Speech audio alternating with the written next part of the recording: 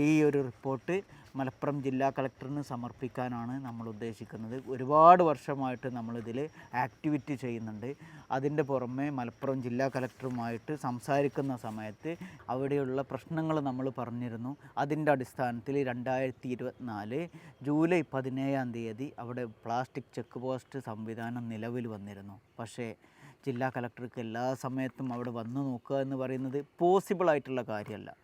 അവിടെയുള്ള പഞ്ചായത്തിനായിരുന്നു ഈ കാര്യങ്ങളൊക്കെ ഏൽപ്പിച്ചിരുന്നത്. പക്ഷേ ഇപ്പോൾ അവിടെ പോകുന്ന സമയത്ത്, ഈ ഒരു സമയത്ത് പോലും നമ്മളവിടെ പോകുന്ന സമയത്ത് ഈ ഒരു പ്ലാസ്റ്റിക് ചെക്ക് പോസ്റ്റ് ഇപ്പോൾ അവിടെ നിലവിലില്ലാത്ത അവസ്ഥയാണ്. അതിലാർക്കും എങ്ങനെയും പോകാം, മാലിന്യം എങ്ങനെയും വലിച്ചെറിയാം എന്നുള്ള അവസ്ഥയിലേക്ക് കാര്യങ്ങളൊക്കെ എത്തിയിട്ടുണ്ട്.